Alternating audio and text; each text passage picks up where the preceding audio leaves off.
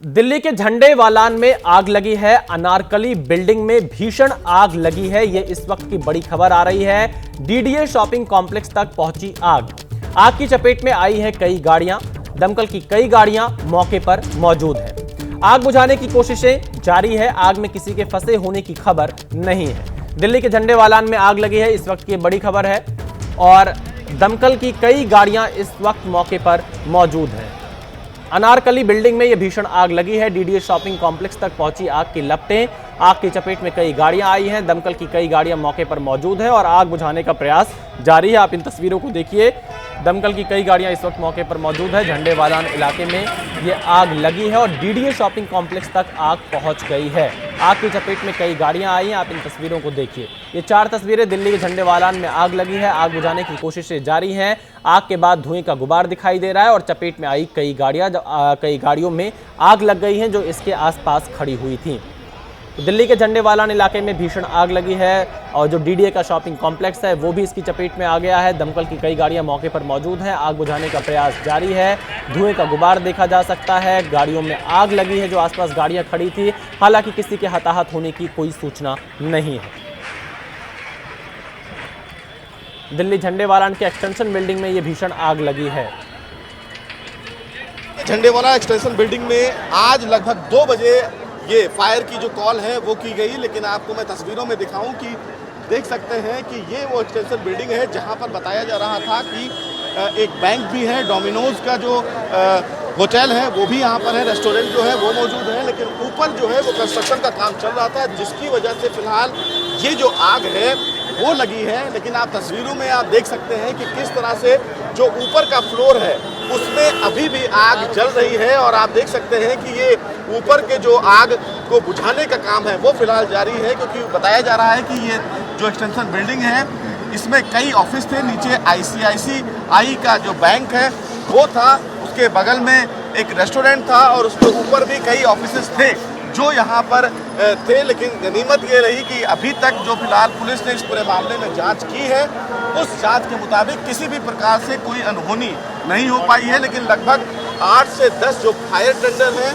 वो यहाँ पर मौजूद हैं और साथ ही साथ दिल्ली पुलिस के तमाम जो आला अधिकारी हैं वो मौके में मौजूद हैं। आप देख सकते हैं कि किस तरह से जो फायर डिपार्टमेंट के तमाम जो कर्मचारी हैं वो ऊपर वाले फ्लोर में आग बुझाने की जो कवायद है वो शुरू कर चुके हैं। लेकिन सबसे बड़ी बात इस मामले में ये है कि इस पूरी बिल्डिंग में क्या फायर एनओसी था या नहीं था। जो फायर के प्रोटोकॉल है या इस बिल्डिंग के जो नियम थे, फायर के नियम थे, उसका पालन किया जा रहा था या नहीं, अब ये तमाम जो फिलहाल जांच का विषय है। इस पूरे मामले पे जांच की जा रही है। लेकिन दिल्ली पुलिस के तमाम जो आला अधिकारी हैं वो मौके में मौजूद हैं। फायर टेंडर्स की और गाड़ियों को बुलाया गया है, लेकिन ऊपर के जो फ्लोर है उसमें अभी भी आग लगी हुई है जिसको फिलहाल बुझाने का काम किया जा रहा है। तो दिल्ली के झंडे वालान इलाके में भीषण आग लगी है। आग की चपेट में कई गाड़ियां आई हैं। डीडीए का शॉपिंग कॉम्प्लेक्स भी आग की चपेट में आ चुका है। हमारे संवाददाता सुशील पांडे ग्राउंड जीरो से हमारे साथ लाइव जुड़े हैं। सुशील, कैसी स्थिति है अभी? क्या आग पर काबू पाया जा चुका है और आग की लपटें कहां तक पहुंची हैं और क्या किसी के हताहत होने की कोई सूचना? जी बिल्कुल विशाल, देखिए आग पर अब फिलहाल फायर की जो तमाम गाड़ियां यहाँ पर मौके पर जो एक्स्ट्रा गाड़ियां हैं वो आ चुकी हैं और आप तस्वीरों में देख भी सकते होंगे विशाल की तमाम जो बिल्डिंग पे आग लगी थी उस पर अब काबू पा लिया गया है। सबसे बड़ी बात यह है कि फायर टेंडर की 20 से ज़्यादा गाड़ियां यहाँ पर आ चुकी हैं जो इस पूरी अनारकली बिल्डिंग में चारों तरफ से जो आग लगी थी उसको बुझाने का काम फायर की तरफ से फिलहाल शुरू कर दिया गया है। लेकिन मैं जो तस्वीरों में आपको विशाल दिखाऊं तो ये नीचे ICICI का बैंक था और उसके ऊपर भी जो शेयर ब्रोकर्स के जो ऑफिसर्स थे वो यहाँ पर मौजूद थे। लेकिन आप देखिए तस्वीरों में कि किस तरह से गाड़ियाँ जो हैं उनको आग ने अपनी चपेट में ले लिया है और ये तमाम गाड़ियां 1 2 3 4 5 6 7 गाड़ियां ऐसी हैं जो फिलहाल पूरी तरीके से आग की चपेट में आ चुकी हैं। लेकिन अब ये एक अच्छी बात है कि किसी भी प्रकार की कोई अनहोनी नहीं होने पाई, क्योंकि ऑफिसेज में कुछ लोग काम कर रहे थे उनको समय रहते निकाल लिया गया और साथ ही साथ लेकिन पूरी की पूरी जो बिल्डिंग है वो जल गई और आग की लपटें इतनी ज़्यादा थी कि कनॉट प्लेस तक इसके जो उबार हैं वो देखने को मिले। और ये तीसरा जो फ्लोर है ये बहुत ज़्यादा समय लिया आग बुझाने को को लेकर, क्योंकि यहाँ पर सबसे ज्यादा डॉक्यूमेंटेशन हुआ था। और सबसे बड़ी बात, इसी बिल्डिंग में ये बताया जा रहा था कि एक नई कंस्ट्रक्शन कंपनी जो है वो अपना काम भी करवा रही थी, जिसकी वजह से फिलहाल अभी तक की जो जांच है कोई इस बात की जानकारी मिल पाई है कि आग लगने की वजह क्या है? बिल्डिंगों में नहीं फैलने दिया। सर यहाँ पे किस तरीके से ऑफिसेस है, कुछ पता चला है? और कितनी गाड़ियाँ, क्यों गाड़ियाँ भी जली है, तो क्या गाड़ियाँ, कितनी गाड़ियाँ लगभग जली हुई? देखिए लगभग 7-8 कारें हैं, 1-2 टू व्हीलर हैं। जो कंप्रेसर फटा उससे फायर जो है बढ़ी है और इसमें गाड़ियों में भी आग लगी है। यहाँ पे ऑफिसेस के बारे में पता चला सर किस तरीके? अभी इसके बाद में जो है पूरा डिटेल बाद में बताया जाएगा। अभी ये पता चला है कि नीचे डोमिनोज और ICICI बैंक थे, ऊपर ऑफिसेज थे। कोई कैजुअलिटी अभी रिपोर्टेड नहीं है, लेकिन थ्रोली चेक करेंगे, कुछ हुआ तो आपको सूचित करेंगे। किसी प्रकार कोई केमिकल की प्रेजेंस थी क्या सर यहाँ पर? नहीं, अभी ऐसा सच लगा नहीं है, बाकी अभी फिर भी थ्रोली चेक करेंगे हम लोग। कोई कंप्रेसर फटने की सूचना मिली है, सिलेंडर फटने की नहीं, लेकिन कंप्रेसर, AC कंप्रेसर फटने की सूचना मिली है। जो कॉज ऑफ फायर हो सकता है या आग के लगने के बाद फटे? देखिए ये सारी चीज़ें जो है, हमारा काम आग बुझाना है। ये सारी चीज़ें इसके बारे में आपको दिल्ली पुलिस आपको बताएगी। Thank you so much sir. ठीक है। की टीम के मेंबर हैं, उन्होंने मीडिया से बातचीत करते हुए बताया कि AC का कंप्रेसर फटने की सूचना है और मामले की जांच की जा रही है। अभी तक किसी प्रकार की कोई अनहोनी की सूचना नहीं है। हमारे संवाददाता सुशील लगातार हमारे साथ बने हुए। सुशील, आप बता रहे थे कि आग की लपटें और धुएं का गुबार जो है वो CP तक नजर आ रहा था, झंडेवालान में जो आग लगी है, और अभी तक कोई प्राथमिक वजह पता चल पाई है। हालांकि जो फायर के अधिकारी हैं वो बता रहे हैं कि AC का कंप्रेसर फटने की सूचना है। आग लगने की वजह है कुछ पता चल पाई? जी देखिए, अभी आधिकारिक रूप से जो बयान है वो यही AC की बात कही जा रही है। तमाम जो लोग हैं उसी ऑफिस में विशाल काम करते थे। हम इन्हीं से जानते हैं, आप इस फ्लोर में कौन से फ्लोर पे? सेकंड फ्लोर पे हमारा ऑफिस है, कुंवर जी का। कैसे पता चला कि आग लगी है और आप लोग तुरंत बाहर? हमारे जो पॉइंट्री बॉय है उसने बहुत शोर मचाया, भागो भागो, ऊपर आग लगी है टेरिस पे। तो हमने नीचे आके देखा तो बहुत छोटी सी आग थी, तो लेकिन उसमें बहुत बड़ा से आग लगी, कुछ जानकारी आपको? AC का कंप्रेसर फटा शायद ऊपर, उसकी वजह से आग लगी है। आउटडोर नीचे बैंक भी थे, कई गाड़ियां भी जली। हाँ, बैंक था नीचे, ICICI का बैंक था, वो जल गया है। डोमिनोज था, वो भी जल गया है पूरा। हमारा ऑफिस सेकंड फ्लोर था, वो भी जल गया। और ऊपर भी काफ़ी सारे ऑफिस थे, 7-8 ऑफिस। NSC का भी ऑफिस था कुछ छोटा सा, शायद हमने देखा 150 से 200 एम्प्लॉइज काम करते। किसी प्रकार की कैजुअलिटी नहीं हुई है? आप लोग समय से बाहर आ गए? नहीं, अभी हमारे ऑफिस के लोग हमें मिल नहीं रहे, कहाँ है कहाँ नहीं है। किसी के फ़ोन भी जल गए शायद। अच्छा। पता नहीं था इतना बड़ा आग लग जाएगा ये सब। हमने जो छोटी मोटे शॉर्ट सर्किट होगा, नीचे आ जाते हैं सब लोग, लेकिन अचानक। अभी यही ऑफिस? हाँ जी, हम साथ ही काम करते हैं।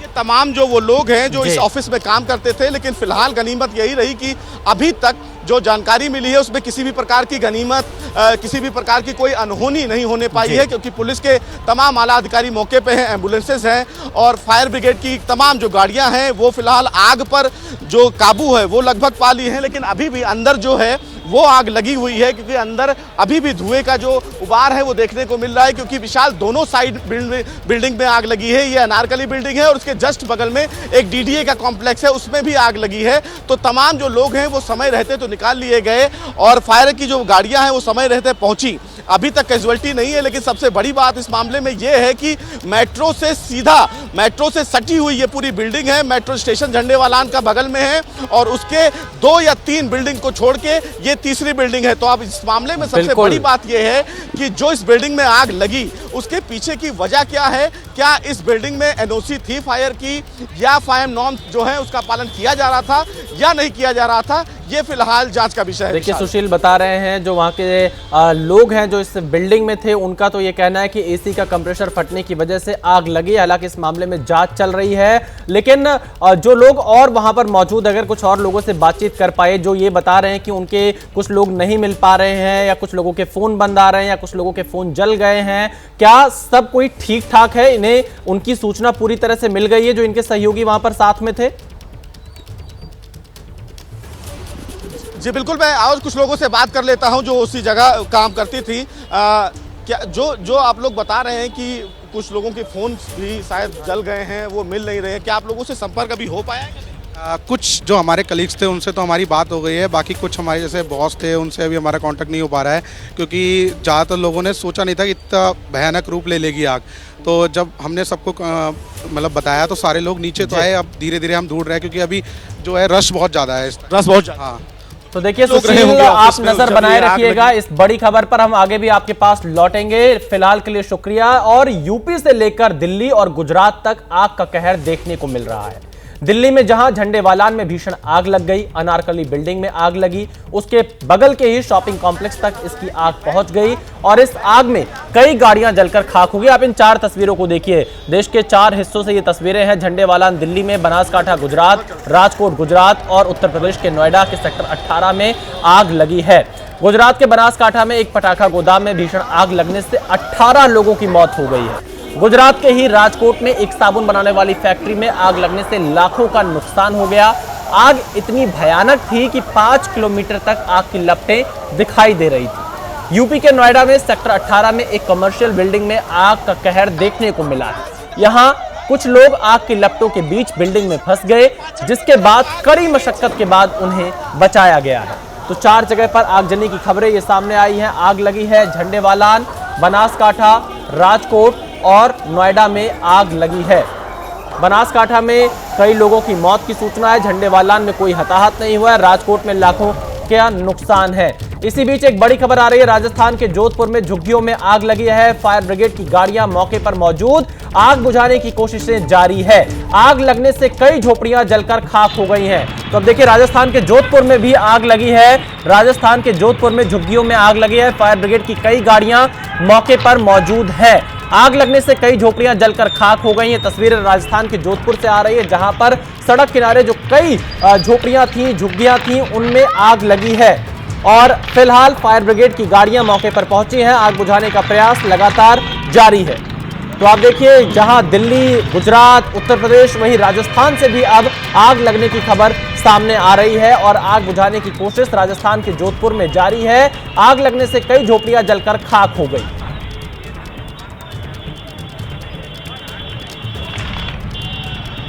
तो ये राजस्थान के जोधपुर की तस्वीरें आप देख रहे हैं। आग में कई झोपड़ियां खाक हो गई हैं। जोधपुर पाल बालाजी में लगी है आग। ये जोधपुर की तस्वीरें आप देख रहे हैं, जहां पर झुग्गी झोपड़ियों में भीषण आग लगी है और फिलहाल फायर ब्रिगेड और पुलिस की टीम मौके पर मौजूद है। आग बुझाने का काम लगातार जारी है और यहां पर जो लोग थे वो अभी किस हालात में हैं, इसकी ज्यादा जानकारी सामने नहीं आ पाई है। करणपुरी, हमारे संवाददाता जोधपुर से हमारे साथ फोन लाइन पर जुड़ चुके हैं। करणपुरी, अभी कैसे हालात है, आग लगने की वजह क्या है, क्या जो लोग इन झुग्गी झोपड़ियों में रहते थे वो सभी सुरक्षित है? जी विशाल, मैं बता दूं कि जिस तरह से झुग्गी झोपड़ियों के ऊपर की सड़क में जिस बिजली के वायर चल रहे थे उसमें शॉर्ट सर्किट हुआ, उसके आगे आग लग गई और उस आग ने विकराल रूप ले लिया। उस विकराल रूप के कारण नीचे बनी सारी झुग्गी झोपड़ियां जल चुकी थी और उसके साथ ही वहां पे जो मौजूद थे लोग, उन्होंने अपना तफरी के माहौल में बाहर निकल गए और लेकिन अब आग पे काबू पाया जाने की कोशिश की जा रही है। तो देखिए, आग पे काबू पाने की कोशिश की जा रही है। शॉर्ट सर्किट इस आग लगने की प्रमुख वजह हमारे संवाददाता बता रहे हैं। लोग हालांकि सुरक्षित हैं। ये यहाँ पर मैं आपसे ये जानना चाहता हूँ कि अभी फिलहाल क्या आग पर काबू पा लिया गया है? कितनी दमकल की गाड़ियां मौके पर मौजूद है और क्या आग का दायरा और बढ़ रहा है? जी विशाल, मैं बता दूं कि आग का दायरा लगातार बढ़ रहा था क्योंकि आसपास काफी कचरे का ढेर था और उसके साथ ही करीब 1 दर्जन दमकल की गाड़ियां वहां पे पहुंची थी और 1 दर्जन दमकल की गाड़ियां काबू पाने की कोशिश कर रही है और ये आग ने काफी विकराल रूप ले लिया है क्योंकि वहां पे कचरे के ढेर काफी थे उसके कारण से और लोग भी सुरक्षित है। जी विशाल।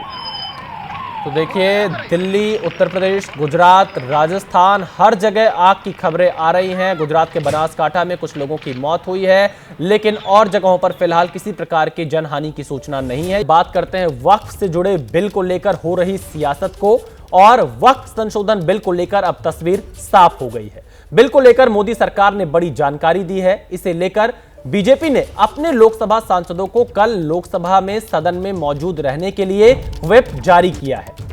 लोकसभा में कल पेश होगा वक्फ बिल। दोपहर 12 बजे लोकसभा में प्रश्नकाल के बाद यह बिल पेश किया जाएगा। बीजेपी ने सांसदों के लिए व्हिप जारी कर दिया है। व्हिप जारी करने का मतलब होता है सभी सांसदों को अनिवार्य तौर पर सदन में मौजूद रहना होगा। संसद में मौजूद रहें सभी सांसद। बीजेपी ने यह कहा है लोकसभा के लिए कल, तो राज्यसभा के लिए 3 अप्रैल के लिए व्हिप बीजेपी की तरफ से जारी किया गया है, क्योंकि राज्यसभा में 3 अप्रैल को बिल पेश होगा।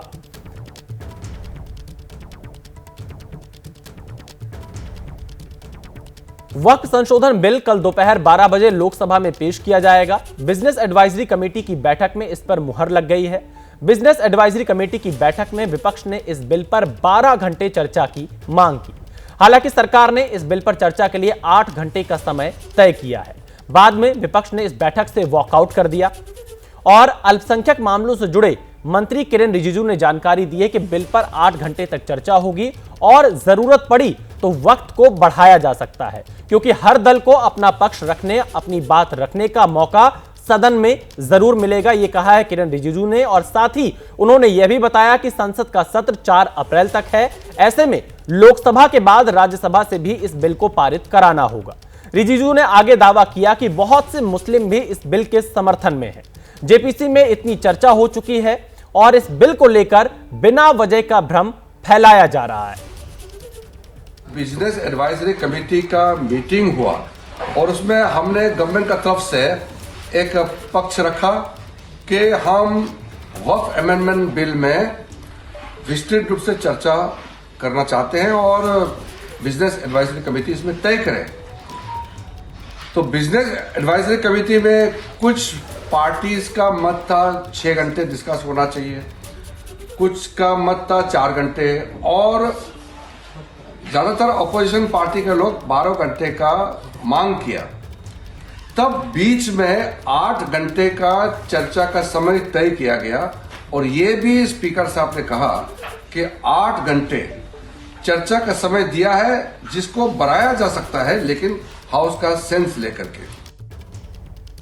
वक्फ संशोधन बिल कल दोपहर 12 बजे लोकसभा में पेश होगा। जैनेंद्र कुमार दिल्ली से हमारे संवाददाता इस वक्त हमारे साथ लाइव जुड़ चुके हैं। जैनेंद्र, कल एक बड़ा दिन है, वक्फ संशोधन बिल लोकसभा में पेश किया जाएगा।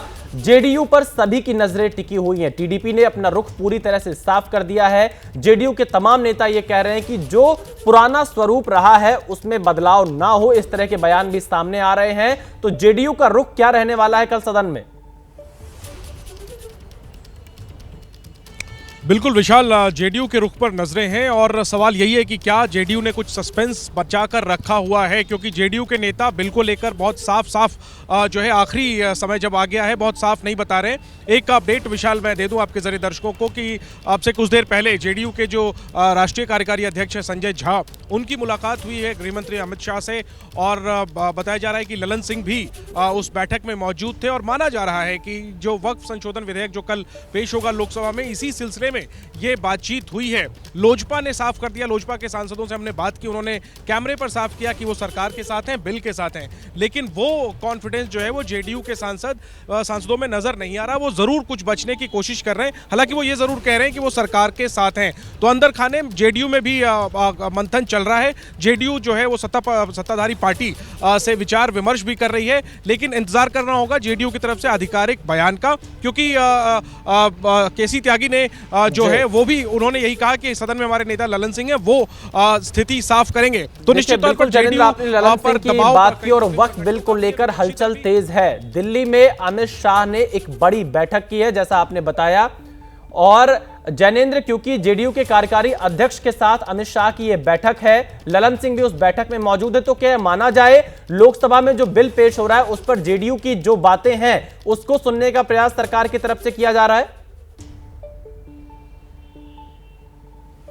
देखिए, निश्चित तौर पर जो वक्फ संशोधन विधेयक का मसौदा है विशाल, वो सांसदों के पोर्टल पर जो है वो अपलोड हो चुका है। अब देखना यही है कि मसौदा अब पब्लिक डोमेन में आ चुका है। इससे पहले ये कहा जा रहा था कि एक बार हम बिल को देख लें फिर अपनी टिप्पणी रखेंगे। अब बिल का मसौदा जो है वो सांसदों को मिल चुका है। ऐसे में इंतजार रहेगा, कुछ समय में ये इस पर से पर्दा हट जाएगा कि क्या जेडीयू को ये ड्राफ्ट जो है बिल का मसौदा जो है वो मंजूर है या इसमें वो कोई संशोधन चाहते हैं। अगर वो संशोधन चाहते होंगे तो भी रास्ता है, सदन में संशोधन जो है वो सरकार स्वीकार कर सकती है। हाँ। तो अभी जो है वो सरकार के पास कई विकल्प मौजूद हैं, लेकिन जेडीयू के रुख को लेकर के तस्वीर होना, साफ होना बाकी है। माना जा रहा है कि वो सरकार के साथ ही रहेगी, लेकिन इसको लेकर औपचारिक तौर पर जेडीयू की तरफ से ये कह दिया जाए। जैनेंद्र, देखिए जेडीयू पर सभी की नजरें रहेंगी क्योंकि बहुत सारे बयान जेडीयू के नेताओं की तरफ से आ रहे हैं और वक्फ संशोधन बिल का टीडीपी भी समर्थन करेगी, ऐसे संकेत टीडीपी ने दे दिए हैं। टीडीपी वक्फ बिल का समर्थन करेगी। टीडीपी के प्रवक्ता प्रेम कुमार जैन ने कहा कि विधेयक मुसलमानों के हित में है,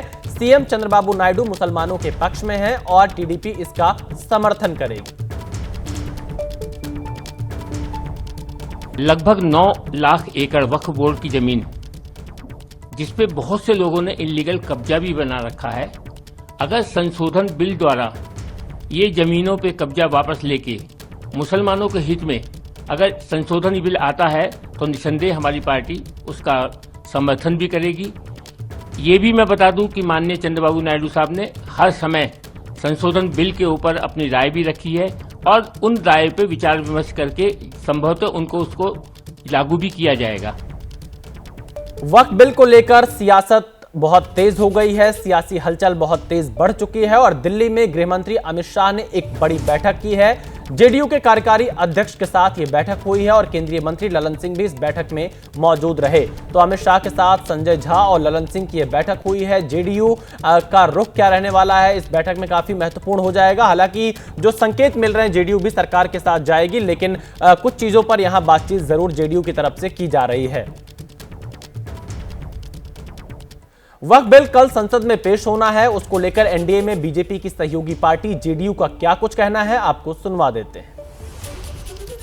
अभी भी जो कुछ आ रहा है उसमें हमारे पार्टी और नीतीश कुमार जी से बहुत लोग मिले थे, उन्होंने अपना सुझाव भी दिया था और जो जेपीसी में हमारे मेंबर थे इस बात को उन्होंने रखा भी और मुझे लगता है सरकार उसको इनकॉर्पोरेट भी करेगी। ये जरूर हम लोग की तरफ से है कि भाई रिट्रोस्पेक्टिव नहीं हो, अगर पास्ट में कोई बात है तो उसको उस पर कोई आंच नहीं आए। नीतीश कुमार जी को सर्टिफिकेट की जरूरत नहीं है। नीतीश कुमार जी ने पिछले 20 वर्षों में मुसलमानों के हक में उनके सामाजिक, आर्थिक, शैक्षणिक उत्थान के लिए जो काम किया है वो देश की आजादी के बाद किसी राज्य में आज तक किसी सरकार ने काम नहीं किया। वक्फ अमेंडमेंट बिल को लेकर मुस्लिम समुदाय के महत्वपूर्ण व्यक्तियों ने मुख्यमंत्री नीतीश कुमार जी से मुलाकात की थी। उन्होंने अपनी आशंकाएं बताई थी और उन आशंकाओं को लेकर नीतीश कुमार जी ने पार्टी के नेताओं को जेपीसी में ये बातें रखने के लिए निर्देशित किया था। उनके सुझावों को हमें विश्वास है वक्फ संशोधन बिल के इस मसौदे में शामिल भी किया गया। नीतीश कुमार जी की प्रतिबद्धता सदैव अल्पसंख्यक समुदाय के साथ रही है और हमें उम्मीद है कि हमारे जो सुझाव हैं वो सरकार को स्वीकृत होंगे और जो पार्टी का रुख है कल सदन में नेता और ललन सिंह जी स्पष्ट कर देंगे। एक के खिलाफ एक उम्मीदवार खड़ा किया जाए लोकसभा में, हम तो ऐसा भी चाह रहे थे। कांग्रेस पार्टी और अन्य कई दलों की मनमानी की वजह से इंडिया गठबंधन नहीं बन पाया, तो उनके विचारों को हम बहुत गंभीरता से नहीं लेते। तो आपने जेडीयू के नेताओं के बयान सुने, कल सदन में अपनी स्थिति साफ करेंगे। वहीं वक्फ बिल पर रणनीति बनाने में विपक्ष भी जुट गया है। आज शाम 6 बजे कांग्रेस ने एक बैठक बुलाई है। कांग्रेस ने विपक्षी दलों की बैठक आज शाम 6 बजे दिल्ली में बुलाई है। वक्फ बिल पर रणनीति तैयार करने के लिए कांग्रेस की तरफ से विपक्षी दलों की यह बैठक बुलाई गई है। तो विपक्षी दलों की रणनीति क्या रहेगी वक्फ बिल को लेकर, इस पर रणनीति तैयार होगी। हमारे संवाददाता जैनेन्द्र कुमार हमारे साथ लाइव जुड़ चुके हैं। जैनेन्द्र, कांग्रेस और विपक्षी दलों की रणनीति क्या रहने वाले, क्योंकि अगर हम संख्या बल को देखें तो वो सरकार के साथ संख्या बल दिखाई दे रहा है। ऐसे हालात में कांग्रेस और विपक्षी दल सदन में क्या करेंगे? बिल्कुल विशाल, इस विधेयक को पारित कराने के लिए सामान्य बहुमत दोनों ही सदनों में चाहिए और वो बहुमत का आंकड़ा जो है वो एनडीए के पास लोकसभा में भी है और राज्यसभा में भी है। ऐसे में विपक्ष के पास जो है क्या विकल्प बचता है, इसी पर बात करने के लिए 6 बजे कांग्रेस की अगुवाई में विपक्षी दलों की बैठक होगी, जिसमें दोनों ही सदन लोकसभा और राज्यसभा में जो विपक्षी दलों के फ्लोर लीडर्स हैं यानी सदन में नेता हैं उन सबकी बैठक होगी। विशाल, इसमें एक अहम बात यह भी है कि वक्फ बिल के बहाने एक किस्म से विपक्षी दल अरसे बाद एक साथ आ रहे हैं। दिल्ली विधानसभा चुनाव के बाद जो है और उसी के आसपास इंडिया गठबंधन की एकता जो है दरक गई थी और इस पूरे सत्र में, बजट सत्र में कोई विपक्षी दल की साझा बैठक नहीं हुई है। आखिरी हफ्ते में, आखिरी दिनों में अब वक्फ बिल को लेकर ये विपक्षी दलों की बैठक हो रही है। 6 बजे शाम को है संसद परिसर में। देखना एक तो ये होगा कितनी पार्टियां जुटती हैं और जो आपका सवाल है वो 6 बजे के बाद ही उसका जवाब मिल पाएगा कि आखिर विपक्ष की क्या रणनीति होगी। क्या वो हंगामा करेंगे या फिर चर्चा में भाग लेंगे और तर्कों के आधार पर बिल को सरकार को समझाने की कोशिश करेंगे। हालांकि आंकड़ा तो उनके पास नहीं है। हो सकता है कि जदयू और टीडीपी पर जो दबाव बाहर से बन रहा है विपक्षी दलों की बैठक के बाद, हो सकता है कि एक बार और नए सिरे से जेडीयू और टीडीपी पर दबाव बनाने की कोशिश हो। विपक्ष कोशिश करे कि टीडीपी और जेडीयू को आखिरी वक्त में इस बिल के मोर्चे पर जो है वो सरकार से अलग करने में कामयाबी हासिल करे। होगा या नहीं ये वक्त बताएगा। बिल्कुल, जैनंद बता रहे हैं कि शाम 6 बजे विपक्ष अपनी रणनीति तैयार करेगा। वहीं वक्फ संशोधन बिल को लेकर आरजेडी ने भी अपना रुख क्लियर कर दिया है। तेजस्वी यादव ने दावा किया कि आरजेडी शुरू से ही बिल का विरोध कर रही है। तो यहां पर यह बड़ी खबर आ रही है, तेजस्वी यादव कह रहे हैं कि आरजेडी शुरू से ही इस बिल का विरोध कर रही है।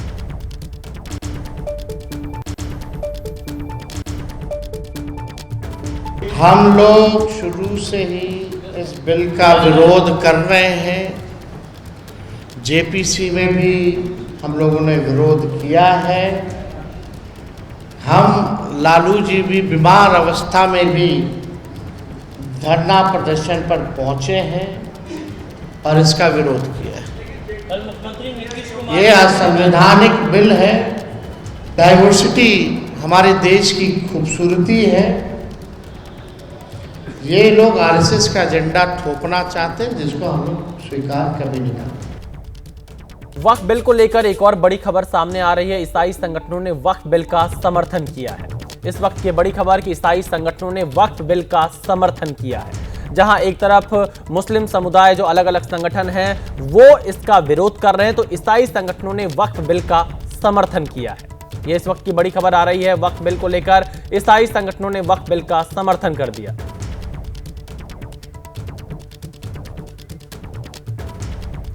वक्फ बिल कल पेश होने वाला है, जिसका एएमआईएम प्रमुख असदुद्दीन ओवैसी शुरू से ही विरोध कर रहे हैं। उन्होंने आरोप लगाया कि मुसलमानों को परेशान किया जा रहा है और वक्फ को छीनने के लिए बिल लाया जा रहा है। ये वक्फ बिल नहीं है, बल्कि ये वक्फ बर्बाद बिल है ये। और अगर चंद्रबाबू नायडू, नीतीश कुमार, चिराग पासवान, जयंत चौधरी इसकी तायीद करेंगे तो वो अपने पॉलिटिकल रीजंस की वजह से या जो भी उनके है नैरो रीजन तायीद कर रहे हैं नरेंद्र मोदी सरकार की, ये बात साबित हो जाएगी कि वो मुसलमानों की मस्जिदों को, इवैक्यू वक्फ प्रॉपर्टीज को और लिमिटेशन एक्ट अप्लाई करेंगे तो एनक्रोचर्स को रिवॉर्ड करेगी, तो वो उसकी ये सपोर्ट कर रहे हैं। उनको ये देखना चाहिए कि ये सपोर्ट तो कर रहे हैं, मगर क्या आप 5 साल के बाद जब जाएंगे जनता के पास क्या जवाब देंगे उनको? अब तो बिहार का चुनाव भी है। तो वक्फ बिल को लेकर सियासी घमासान जारी है, इस पर हमारी नजर बनी रहेगी। उत्तर प्रदेश के मुख्यमंत्री योगी आदित्यनाथ ने पीटीआई को दिए इंटरव्यू में वक्फ को लेकर बड़ा बयान दिया है। योगी ने दावा किया कि वक्फ बोर्ड निजी स्वार्थ का केंद्र बन गया।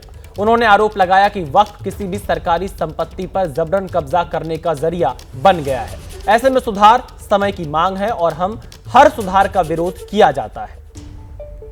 कार्य का विरोध होता है, वैसे ही वक्फ संशोधन विधेयक पर भी ये हो हल्ला हो रहा है। लेकिन मैं कहता हूं जो हो हल्ला कर रहे हैं इनसे पूछना चाहता हूं कि इन्होंने कोई ऐसा काम वक्फ बोर्ड के माध्यम से किया हो जो वेलफेयर का हो। छोड़िए सब समाज की बात छोड़िए, मुस्लिम समाज का ही कोई कल्याण किया हो उस प्रॉपर्टी का। ये व्यक्तिगत स्वार्थ का ये अड्डे बने हुए हैं, चंद लोगों के लिए लूट खसोट के अड्डे बने हुए हैं। किसी भी सरकारी प्रॉपर्टी पर जबरन काबिज करने का एक माध्यम बना हुआ। और रिफॉर्म इस समय की मांग है, हर रिफॉर्म का विरोध होता है, लेकिन देश काल और परिस्थिति के अनुसार हमें उस प्रकार के रिफॉर्म के लिए तैयार होना चाहिए। और मुझे लगता है कि इसका लाभ मुस्लिम समाज को भी होगा और जिसके कारण बहुत बार कानून व्यवस्था के संकट खड़ा होता है उससे भी लोगों को मुक्ति मिलेगी। वक्फ बिल को लेकर सियासी घमासान थमने का नाम नहीं ले रहा है। कांग्रेस सांसद इमरान मसूद का बयान भी सामने आया। इमरान मसूद ने दावा किया कि आजादी के बाद मुस्लिमों के लिए यह सबसे बड़ा मुद्दा है। नीतीश कुमार, चंद्रबाबू नायडू, चिराग पासवान और जयंत चौधरी समझ लें कि बिल पास हुआ तो उन्हें मुसलमान कभी माफ नहीं करेगा। यह कहना है कांग्रेस के लोकसभा सांसद इमरान मसूद का।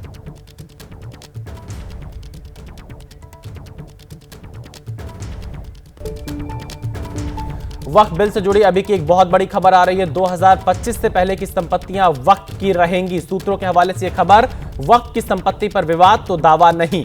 ये एक बड़ी खबर आ रही कि 2025 से पहले की संपत्तियां वक्फ की रहेंगी और वक्त की संपत्ति पर विवाद तो दावा नहीं। सूत्रों के हवाले से ये बड़ी खबर सामने आ रही है, जो जानकारी निकल कर आ रही है कि 2025 से पहले की संपत्तियां वक्त की रहेंगी। सूत्रों के हवाले से ये बड़ी खबर सामने आ रही है।